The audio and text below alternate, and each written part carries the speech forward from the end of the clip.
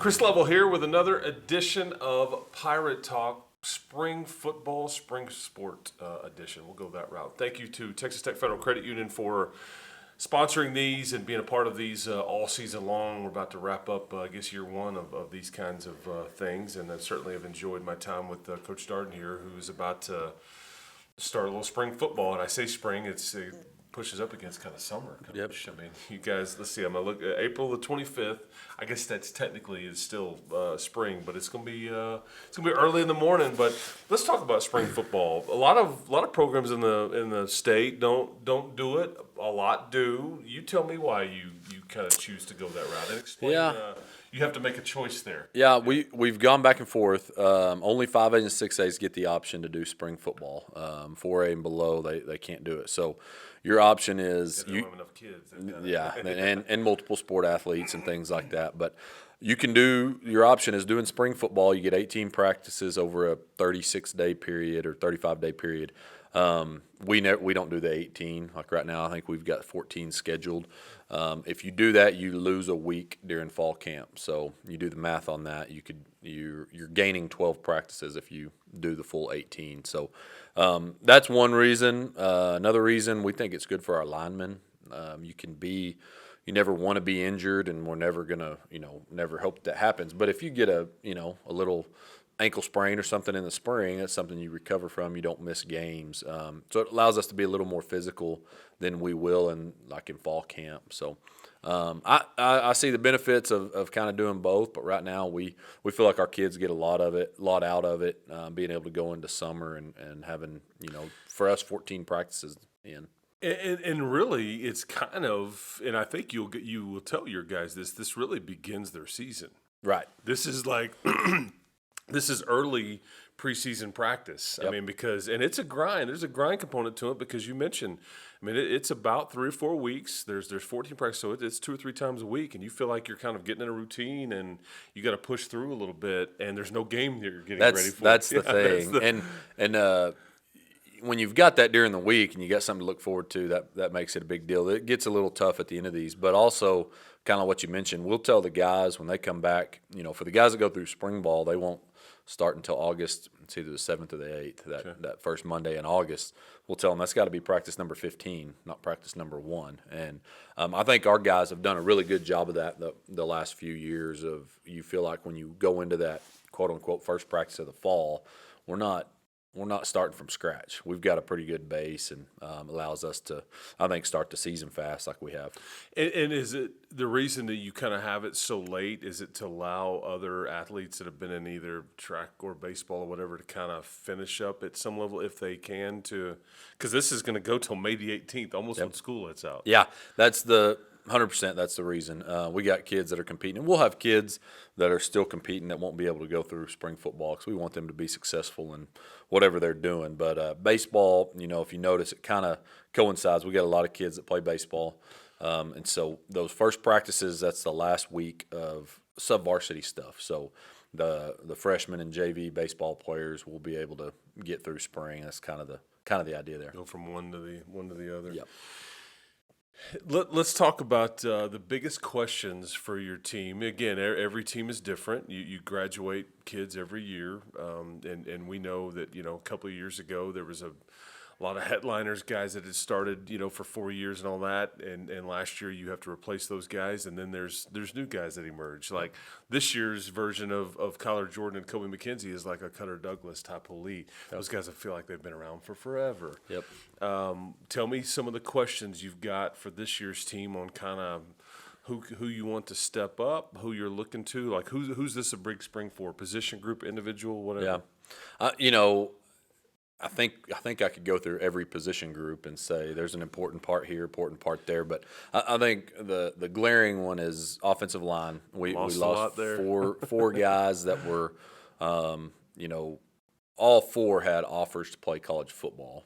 3 of them are signing to play. 1 decided he just wants to go to school. But all 4 leaving had offers, and that's just pretty rare. So replacing those guys, and we said this. I think we said this about the Kobe McKenzie and the Kyler Jordan, that you don't necessarily replace kids, but just being able to be as effective and putting yourself in positions to, it might look a little different.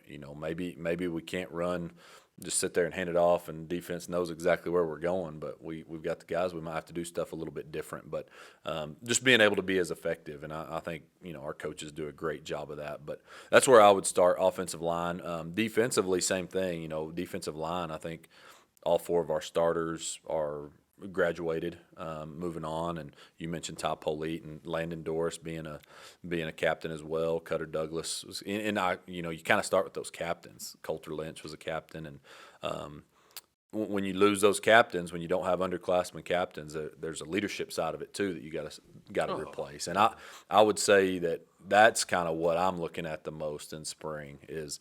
We're going to get better. We're going to find football players that can fill in roles, but who are going to be the leaders? Who are we going to look to that are going to lead the team? And that always makes spring fun. Yeah, who's an alpha? Who kind of be the coach on the field? That's right. Type. Yeah, those help you guys, and that's who kind of controls the team in some ways. Yeah. You coach it, but those types people emerge. And a senior quarterback leaves, it's always a position everybody wants to talk about. I think about, but I think you've got some secondary pieces that are back. You've got some skill that is back. And it leads me into a conversation on offense that you guys are going to tweak some things on offense a little bit. I'll let you kind of take me wherever you want to go there.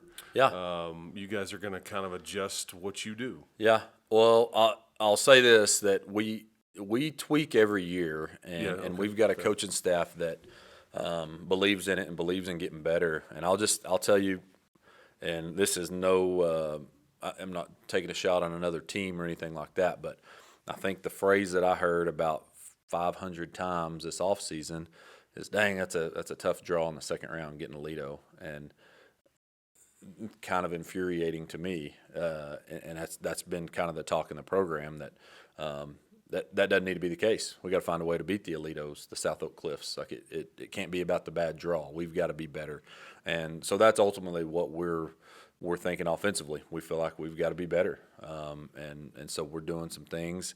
I think at times you will see offensively it may not look that much different at times. We're hoping for a defense it does, and they're having to prepare in a different way.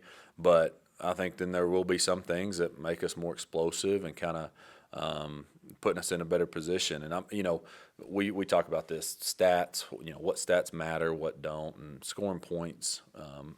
That's what matters. And we just got to be better there. And so that's the mindset. We've got to find a way where we're not leaving. We're not going to win every single game. We're not going to win a state championship every single year. We're going to strive to, but we don't want to. I don't want to hear it's a bad matchup in the second round of playoffs. No, we need to be the bad matchup. We need people saying, man, that was a tough draw for us to get Lubbock-Cooper. And I'm probably guilty of saying that too. And again, part of it is because Alito's got such a tradition and they've won so many state championships. But to your point, you want to compete with and beat the South Oak Cliffs, the Alitos, and so what does it? Maybe a schematic advantage. Right. Maybe you put yourself in a different position. I mean, Mike Leach did this years and years ago at Texas Tech. Like, okay, let's be different. Let's utilize what's here. Let's be different, and let's make people adjust to us. You've even gone so far as to kind of look at some things and visited a college and studied some different things on. You were way out of town checking out some things, trying to learn and grasp and all those things. But I think it'll be fun. And that's what this spring is probably going to be as much about anything as some installs, some different things, some terminology changes, especially on offense. But that's why you have 14 practices. That's right. And I really think this year I think as a coaching staff, we're toying with not doing spring maybe more than we ever have, like kind of torn, but changing offenses a little bit and tweaking it. It made it an easy decision of no, we need to do it. We need this time. And you mentioned it, and I'll say that we went up to Lawrence, Kansas. Offensive staff went up there, and those guys were great. Coach Leipold and I'll call him Coach K because I can't pronounce the offensive coordinator's name. And Andy, he'll I told him at the time we couldn't pronounce his name, but they were great. They welcomed us. They let us sit in on meetings, do a great job. Similar to what Coach McGuire, I mean, they do the same. They let us sit in on meetings and stuff. But just some of the stuff they were doing, we were intrigued by, and I think we learned a lot. And it'll be, that's the thing in the spring. I think there's going to be times what we're doing looks really good. There's going to be times it looks really bad, but it's going to allow the coaching staff to learn kind of what fits us the best. So I hope it looks good sometimes. If it doesn't, then we might be back to the drawing board in the summer. But Well, and I know Kansas has two of the fastest quarterbacks I've seen on a football field. There's some dudes. Jalen Daniels was a starter last year up at Kansas, and he certainly can get on the perimeter, and he can make you look silly in the open field. So send us one of those, please. Yeah, that's right. Yeah. That's right. What's on the playlist? And this is one of my favorite things. I would go out there last year, and we're talking 5:36 in the morning. I mean, the sun's not up, it's pitch black, the lights are on, and you guys are trying. It's fun. This is the part. This is the grind that is fun because these are the things that you remember when you're a player years from far removed. Right. You're like, golly, wasn't that was because you get to be a part of something. But one of your jams or vibes is like you have that playlist, man, and variety is the spice of life, I guess. And so you've got country, we've talked about this before. Anything new added? Man, I'm You got some White Snake on there. You got there's always some of that. You some got of the some hair band Brooks and stuff. Dunn. You got some. I mean, you tell me. I know there's some Dwight Yoakam on there. There's always that. Yeah. Midland is a good one, because the kids kind of like Midland. You know about Midland? Okay, I A little think bit? I've heard. Country, yeah. There was some Alt country maybe. Okay. See, yeah, there's these different genres now that you have to explain to old people. It's kind of like this, like there was the whole red dirt phenomenon, and now there's like this, country alternative deal. It's like, okay, where do I find that in the catalog? Like on Exactly. like where is it listed? Is it pop? Is it? I learned about some music stuff. This is before we had it on our phones. We had CDs. Kids, y'all can Google what a CD is. We had a CD player in the basketball gym, and Nate Bridges, that used to be our basketball coach, we'd be having a bad practice, and he'd send him to shoot free throws or something, and he'd say, "Watch this," and he would go, and he had a Motown CD, just had a bunch of Motown, and he said, "Watch it, watch the body language," and he'd turn it on, and at first the kids are kind of looking around like, what is it? And then all of a sudden, body language changes, the tempo changes, and practice gets better. And so, anyway, there's a little Motown on the playlist too. I always wanted to be a Temptation, or like one of the Four Tops. I Let's hear it. figure I could just like a backup dancer. Oh, okay. Just like not front and center, but just kind of in the background, making the whoever look Sounds good. like we got some content to push out here, Colton. Yeah, I think that'd be pretty good. Yes, Colton Coons, our producer, he'll take a snapshot of this podcast and use it as the thumbnail and make me look really silly and Those bad. But snaps. he does it. But that's always fun. It's fun to be out there when it's black outside and the sun hasn't come up and there's music going and those kids are having fun and trying to get better at what they do. Let's talk about some of the other things before we kind of wrap this up. What else is going on in the spring? You and I have been at a variety of different events.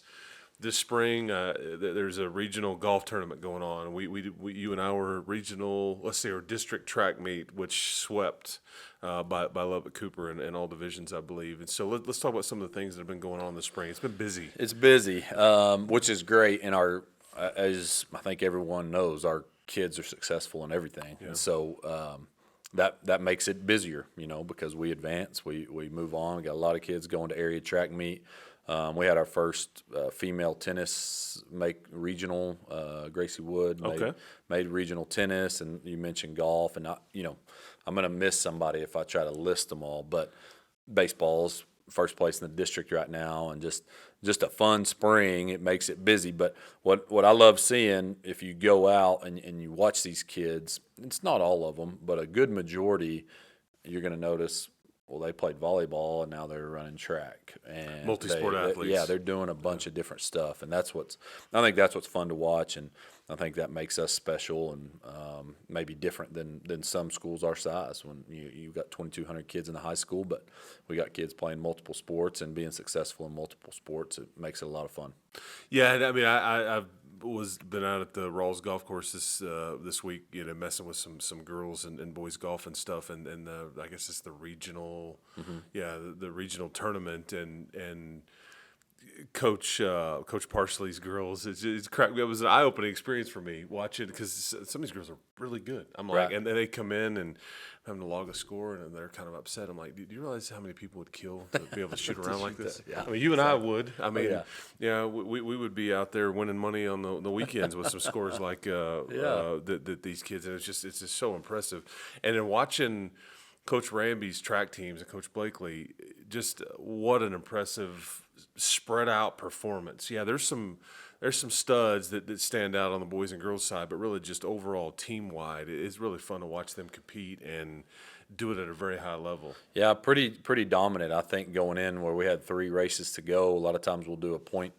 Yeah, at one point you called him a deal. bully. He's like, man, Coach Ramby's group's just bullying everybody. No, Yeah. but seriously. But we knew with 3 races to go that Done. they had it, Yeah. and in all 4 divisions. It's just pretty impressive. And we were trying to think about that. Coach Ramby asked me. He said, "When was the last time we won all 4 divisions at district?" And off the top of my head, I couldn't remember one. I used to be the girls track coach back in the day, and I can remember that maybe one time we won 3 of the 4, but I don't remember winning 4 divisions in districts. So pretty neat performance. And I'm biased towards track, but I feel like track is kind of Well, it translates to football. and other Yeah. sports, not Yes, just football. true. I think it translates to a lot of sports, and typically you see the successful, like you look at the Lone Star Cup, which is where they combine all UIL academics, all athletics, and do that ranking system.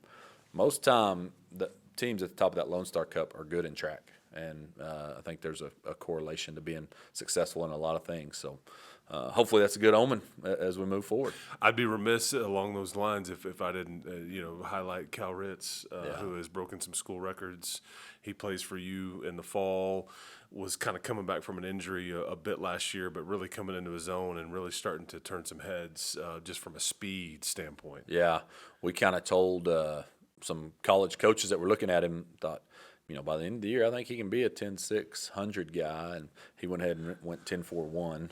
So he's Went definitely ahead. 10-6. Yeah, he went warm ahead. ups. Yeah, he's that's right. 10-6. Yeah, I mean, and that's just really fast. It doesn't really matter fast. where you live or what state that you're in or what city, whatever. That's moving. Yep. And he's got some size to him, and so yeah, it'll be fun to kind of watch him do some things as a senior this next year. So hopefully, and like Keegan Galmore. Anyway, we go on and on Yep. with some different. And there's a big signing ceremony coming up here within the next week. I There think. is Wednesday. Okay. What's that date? The 26th. I think that's right.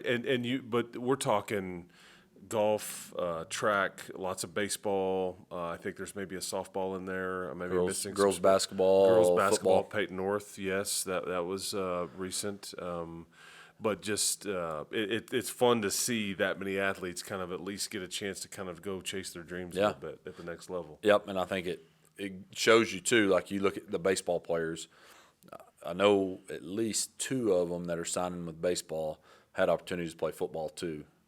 Anyway, just it goes back to that multi-sport guys and girls, and I just think it makes it fun around here when you're all working together and got a lot of the same kids that are being successful. Fun time, and then again, before we know it, this kind of spring portion of the school year gets wrapped up, and then it's summertime, and then we'll be off to the races, ready for some Ready to football in early August. So, well, Coach, I appreciate the time. We got to do our football trivia before we leave. So I got to quiz you. Oh no, okay, yeah. All right, so today's this is coming off of the record board as well, and again, trying to make it relevant, trying to not just be totally random. But do you know who is the single season interceptions leader and career interceptions leader at Lubbock-Cooper?